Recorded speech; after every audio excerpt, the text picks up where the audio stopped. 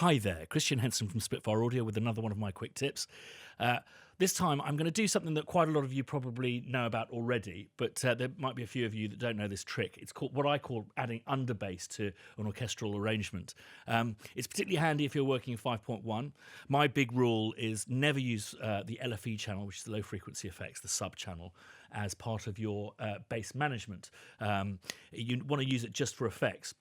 But it doesn't have to be just for the odd low boom or taiko. Occasionally, I'll put some underbass in there, which is kind of like sub bass, but it sits under your basses, if you will. So I've done a really quick kind of scrappy sketch with symphonic strings. I'm just going to play that through and then show you where I'm going to add a bit of underbass and how I do that.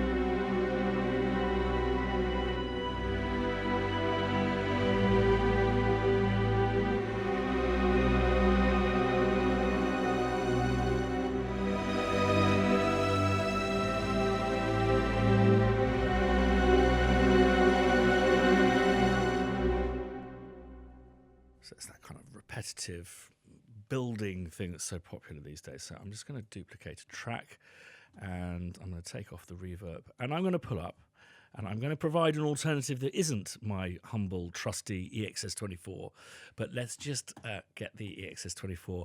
I love the fact that this sampler's GUI has never changed in the 15, maybe 18 years that I've been using it. Wonderfully bold move from eMagic and now Apple.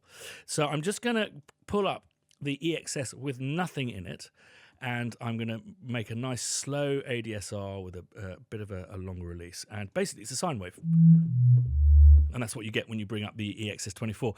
But it just happens to be an awesome sine wave that really cuts through.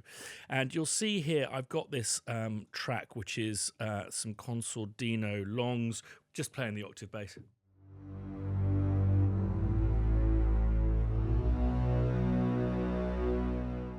So what I'm actually going to do, so I'm going to not use the modulation wheel because that will make it wobble. I'm actually going to add bass basically an octave below the contra basses, the double basses. So here,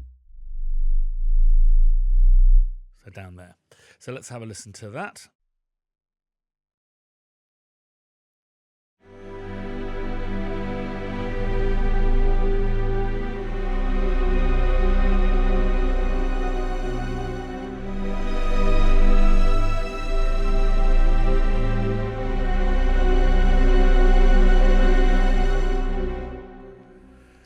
So it just adds a really monster bass at the bottom. So I'm just going to dial that into the mix. It's not something you should actually be able to hear. It's something that you should really just feel. It should be subliminal, just taking the emotion, making you feel it that much more. So let's just have a listen to, we'll roll back a bit, just maybe to hear.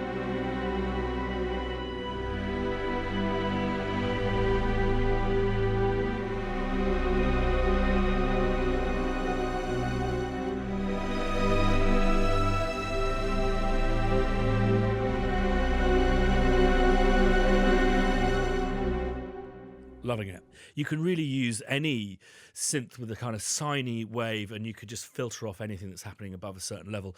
But we have actually made a bunch, and this again, it's not to sell you it, but for those of you who own Albion 3, if you ever wondered what these underbasses were for, it's designed exactly for that. And I really like the SH101.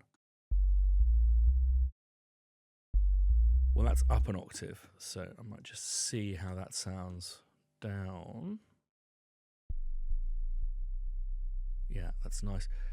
I think that what I might do is actually duplicate that and have one up the octave as well. So we've got all sorts of fun going on there. Let's mute that and let's have a listen to that.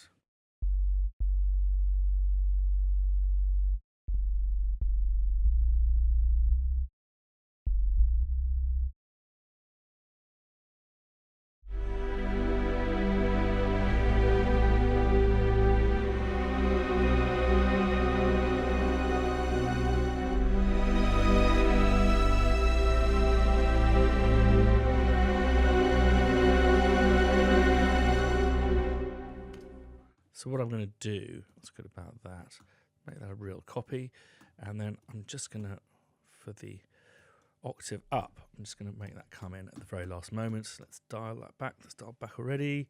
Let's dial that back a little bit, actually a bit more, and that one can come up because it's a bit quieter than the EXS one. So let's have a listen to that.